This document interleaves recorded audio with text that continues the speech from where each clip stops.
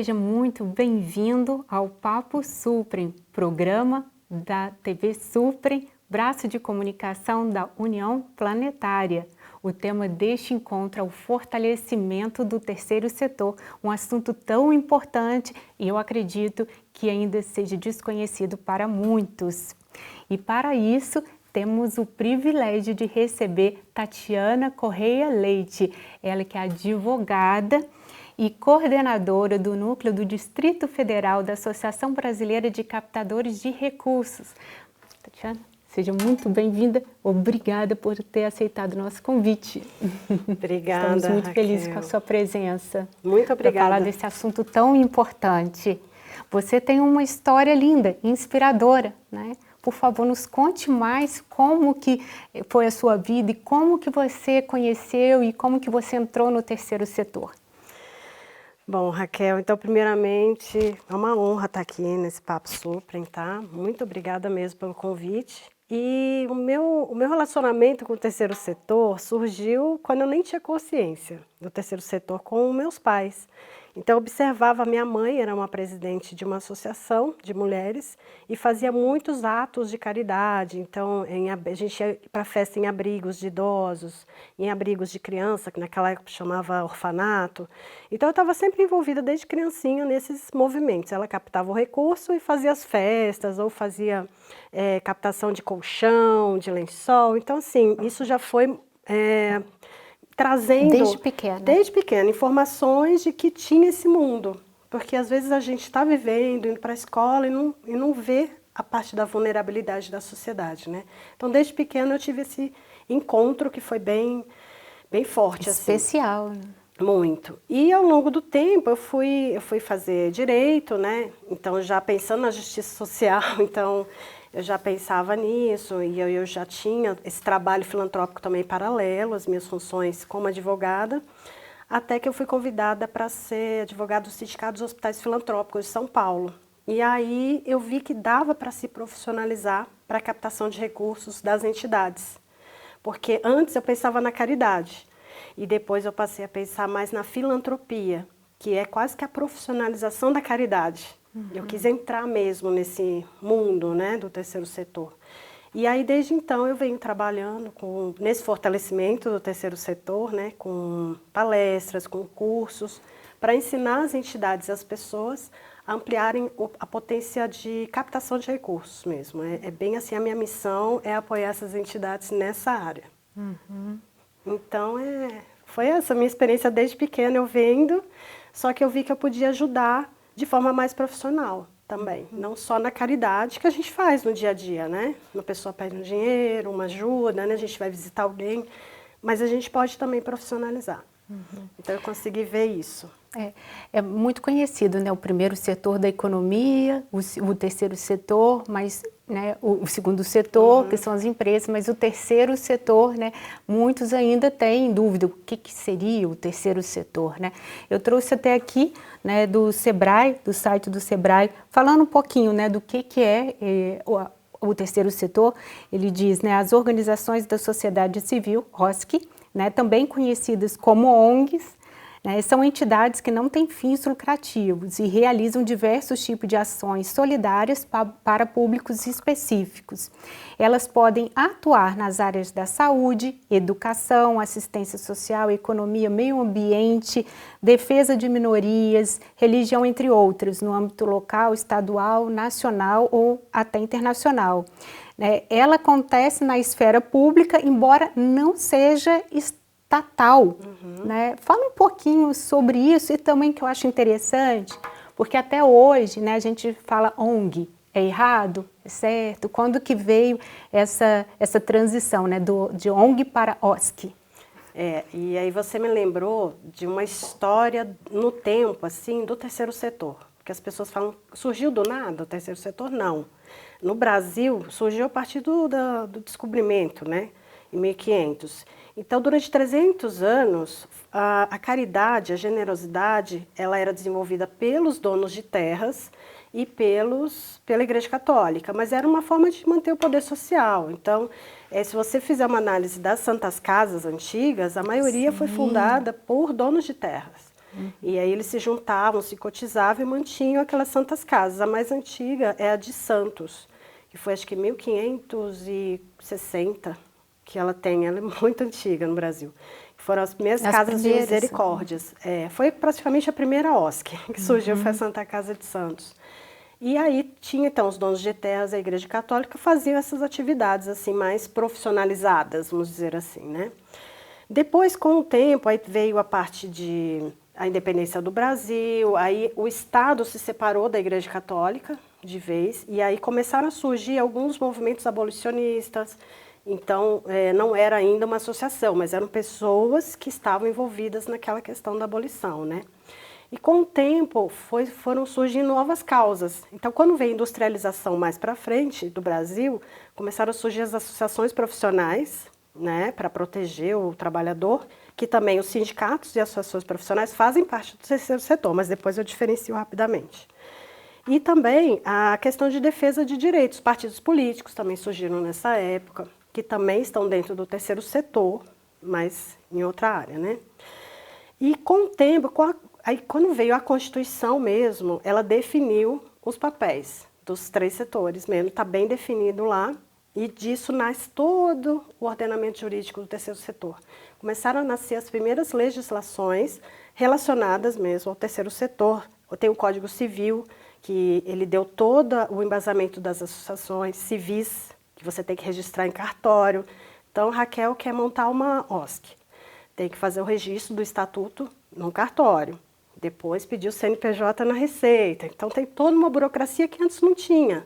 Qualquer pessoa abria a sua casa ou abria o seu movimento com outras pessoas e fazia caridade, que até hoje tem também, né? Mas, com o Código Civil de 2002, ficou bem definido, assim, a parte burocrática, tá? E aí vem a pergunta, OSC e ONG. Então, nessa época que eu falei do Código Civil, era a ONG, que era não governamental. Porque nós, do terceiro setor, nós atuamos em políticas públicas. Só que nós também podemos vender. Então, também a gente pode ir para a iniciativa privada. Mas a gente faz o quê? O governo não alcança e a iniciativa privada não quer. Então, a gente entra nesse meio para suprir uma necessidade, uma demanda da sociedade, principalmente vulnerável, né? E aí a ONG, ela mudou, o conceito mudou esse título no EMIROSC, foi o marco regulatório do terceiro setor em 2015. Aí todo mundo já começou a adaptar para a OSC, Organização da Sociedade Civil. Então, assim, está errado falar ONG? Não. Juridicamente estaria, mas pode falar ONG, que não tem problema. Comum, né? Ficou. A gente conhece, quando alguém fala ONG, a gente Tudo bem. entende, né? Não precisa corrigir, mas atualizar, OSC. Inclusive porque, né, as ONGs, elas precisam se sustentar, as OSCs, né? Então, precisa, como trata de uma causa social, ela se profissionalizou, né? Então, nasceram muitas OSCs a partir de causas lindas, humanitárias, né? Me fala um pouquinho desse panorama no Brasil, do terceiro setor no Brasil. Então, tem um local que é a nossa fonte de dados para buscar quantas OSCs nós temos hoje. Isso incluindo o sindicato, instituições religiosas, partidos políticos, isso tudo entra no terceiro setor. Pelo IPEA, que é o Instituto de Pesquisas do Governo, está ultrapassando 870 mil OSCs no Brasil.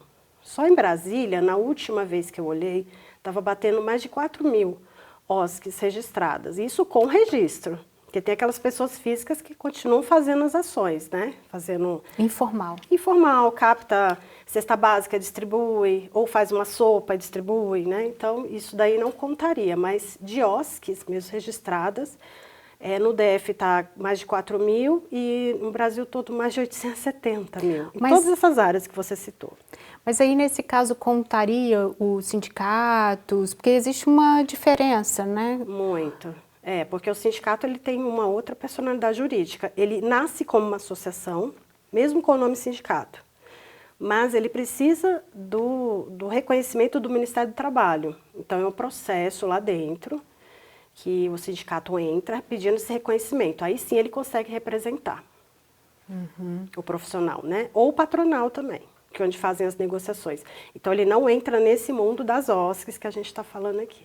Porque nesse caso seria assim, de natureza extrínseca, né? Eu vou fazer alguma coisa em prol do outro, seria isso, né? E não uma causa interna, né? Como um sindicato que, né, o trabalho dele é, né, contribuir para que os seus sindicalizados. Seria isso? Isso. Inclusive, os profissionais, né, e também os patronais, eles acabam montando uma nova associação, ou eles já possuem, né, para fazer as atividades assistenciais. Entendeu? Certo. Então tem o sindicato e tem a associação. A associação trabalha com as recreativas, com a cultura e também assistencial. E sindicato é a defesa do direito do trabalhador, ou da empresa, né? Sim. Bom, Tatiana, a gente precisa dar um breve intervalo, esse papo está maravilhoso, está super, hein? Tá super. A gente volta logo em seguida. Obrigada. Fiquem aí.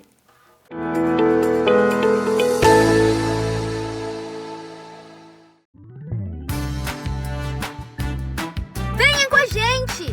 Vamos fazer um mundo melhor!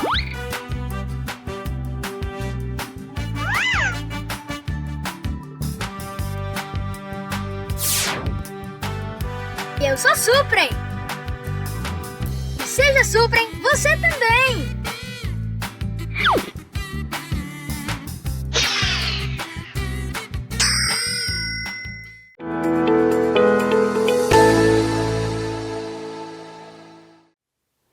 Estamos de volta com o Papo Suprem. Estamos entrevistando a Tatiana, que está nos ensinando, explicando muito sobre o terceiro setor. Então vamos dar continuidade neste assunto. Tatiana, estamos enfrentando um momento muito desafiante, né? Muitos conflitos, um momento bélico, muita crise humanitária. E uma ponta de esperança que eu tenho é quando eu vejo nesses noticiários tantas organizações internacionais humanitárias podendo atuar, né, em meio ao conflito, ao caos, né? E como é importante nesse momento as organizações da sociedade civil organizadas que se organizam para ajudar, para poder apoiar. Como, então, podemos fortalecer essa rede das organizações da sociedade civil no Brasil e no mundo? Como a gente pode pensar em levar e fortalecer cada vez mais esse papel que elas têm? Bom, Raquel, você falou um assunto muito complexo, né, que é a parte da sociedade como um todo, né, porque geralmente as OSCs atuam muito localmente, no território. Então nós temos OSCs, por exemplo, a Dona Maria, que tem uma OSC que cuida de crianças no contraturno das escolas. Então isso vai estar fortalecendo a educação daquela criança, né? Então desde essa OSC que atua no próprio território, até uma OSC que é de natureza global, por exemplo, Médicos Sem Fronteiras, né? Que a gente vê atuando nesses conflitos bélicos e tudo mais, também nas questões da África, né? Como eles atuam, a gente tem que pensar sempre no fortalecimento do terceiro setor como um todo. Então, se a pessoa quer ajudar a causa, então muitas pessoas falam, abre uma ONG, abre uma OSC, mas por que não procurar também uma que já está funcionando no seu território e apoiar financeiramente, apoiar com voluntariado, apoiar divulgando as ações. Então tem muitas formas de você apoiar uma OSC e assim fortalecer o terceiro setor como um todo. Quando às vezes eu faço mentoria para entidades, né, a pessoa quer aumentar, né, o presidente geralmente quer aumentar a captação de recursos, eu falo, o seu vizinho sabe que você existe? Aí fala, não. A empresa que está aqui do lado sabe que a OSC existe? Não. Então, é formar uma comunicação, uma rede de comunicação para comunicar a causa, o que vocês estão fazendo. Então, uma das formas de fortalecer o terceiro setor é a comunicação, sempre dar visibilidade às causas. Então, eu te agradeço também a oportunidade de estar aqui na TV, né, Suprem, para poder divulgar essa questão das OSCs. Então, para a pessoa procurar uma OSC próxima, ou de uma causa que te chama atenção, tem a parte de, nós estamos no Outubro Rosa, então tem entidades que cuidam de mulheres, por exemplo, no Hospital de Taguatinga, do HRT, Tem uma sala de uma OSC lá que atende as mulheres que tiveram o diagnóstico e precisam de apoio. Então, tem uma OSC cuidando dessas mulheres, em vários hospitais tem.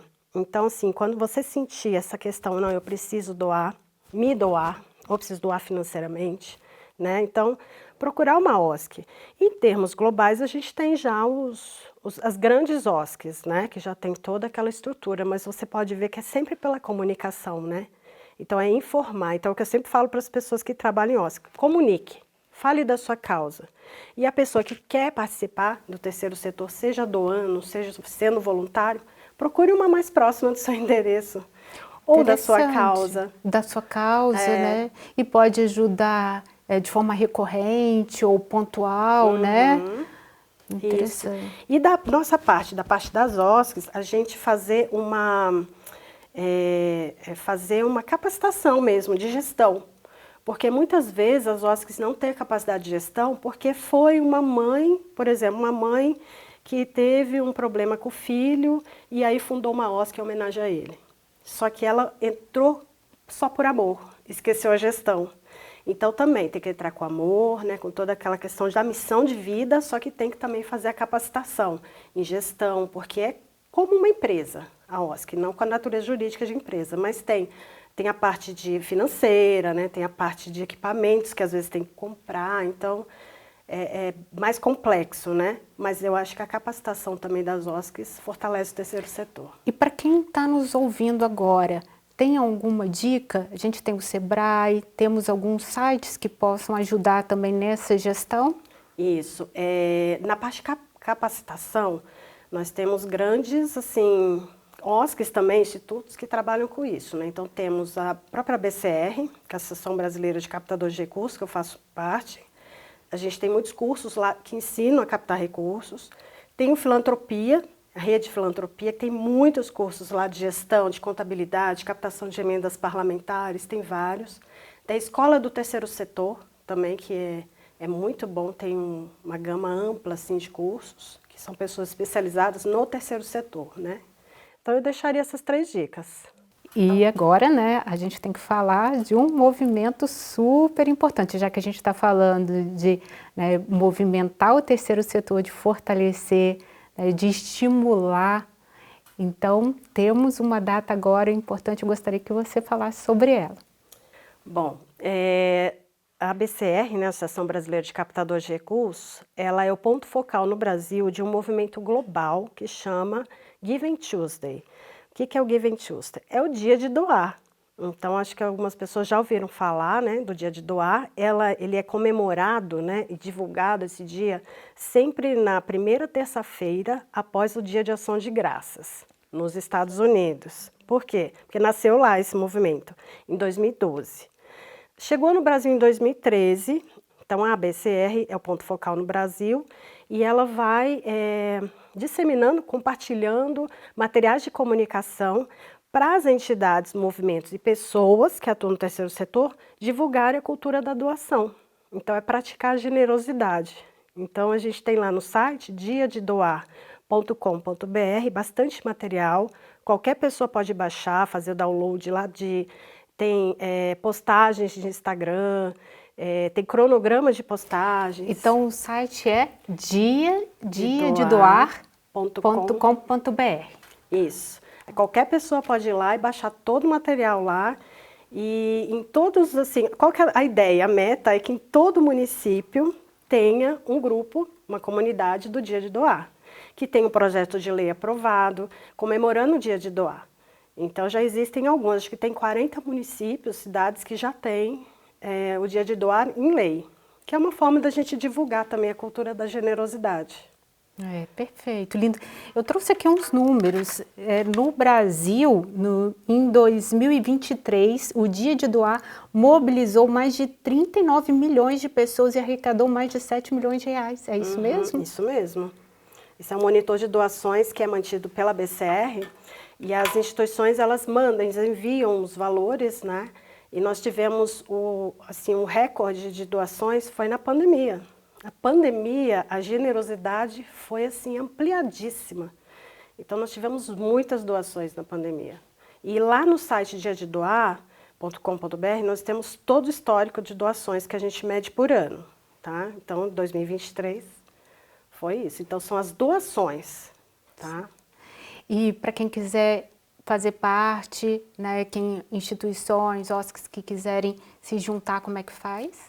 Então, lá no site tem, você pode se inscrever como participante, e aí eles mesmos já encaminham para os grupos, né? Aqui no DF... Os grupos das cidades. Os grupos das cidades. Aqui no DF a gente já tem um grupo formado. Então, o próprio pessoal que coordena essa parte Brasil já encaminha para a gente, né? E eu estou como coordenadora desse grupo aqui, Dia de Doar DF. Então, tá animado o grupo. E é uma data móvel, certo? Porque, Sim. né, vem depois, né, da Ação de Graças nos Estados Unidos, né? Esse ano vai acontecer quando? Em 2024, dia 3 de dezembro. Dia 3 de dezembro. E temos alguma coisa planejada, alguma ação para Brasília? Sim, nós fizemos, a primeira reunião foi dia 15 de agosto, um workshop, várias instituições apareceram, e aí o pessoal já combinou de fazer um evento no dia 3, na rodoviária do Plano Piloto, com várias entidades, para a gente divulgar cada vez mais essa cultura da doação. Ai, que lindo. Bom, então, estamos chegando ao fim, mas eu quero te fazer um pedido, Tatiana. Quero que você faça um chamado, convide a todos a participarem, fale da importância, tanto instituições quanto empresas e pessoas físicas, porque esse dia de doar, que eu entendi, todos podem contribuir, certo? Com a questão do imposto de renda, não é isso? Também. Então você fala um pouquinho sobre isso e faça esse convite. Bom, então chamar todo mundo que se interessa pelo terceiro setor. Primeiramente, venha para o terceiro setor, que nós precisamos de mais gente desse lado aqui.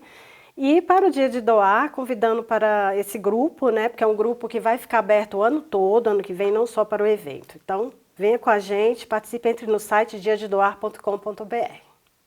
Esse ano acontece, então, no dia 3 de dezembro, ainda dá tempo, mas, né, ano que vem, todos o 2025, 2026, né, só muda o dia, mas acontece sempre. É um evento certo da Associação Brasileira de Captadores de Recursos, certo? Certinho. Muito obrigada pela presença, Tatiana, foi um privilégio aprender com você. Eu que agradeço e muito obrigada pela oportunidade. Este foi mais um Papo Suprem, um programa da TV Suprem, braço de comunicação da União Planetária.